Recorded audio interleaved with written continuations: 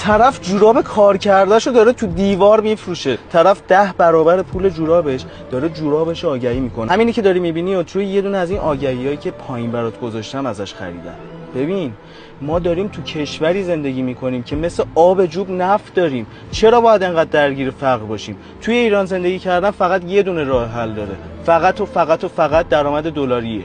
فقط یه چیز ازت میخوام که کلمه ایران رو این پایین کامنت بکنی تا به چیزی که لیاقتشو داریم و اونم درآمد دلاریه برسیم. الان من اینو چیکارش کنم؟ داداش ساده بخوام به توضیح بدم، کلا تو باغ نیستی. موضوع چیز دیگری است. اصلا از روی فقر این کارو انجام نمیدن. رفتی یه دونه‌شم خریدی. در همه جای دنیا بین پولدارها همین جریان داره. یعنی کل عمرت فقط گذاشتی پکیج و سیستم فرو کنی به پاچه مردم. دو تا رفیق ناباب نداشتی قبل ضبط این ویدیو بهت بگن داستان چیه؟ خدایش بچه مثبت و خوبیه. اجازه بدید سیستمشو فرو کنه تو پاچتون. برای خرید پکیج مثبت ترین سیستم فروش ایران همین الان کلمه سیب زمینی رو برام کامنت کن.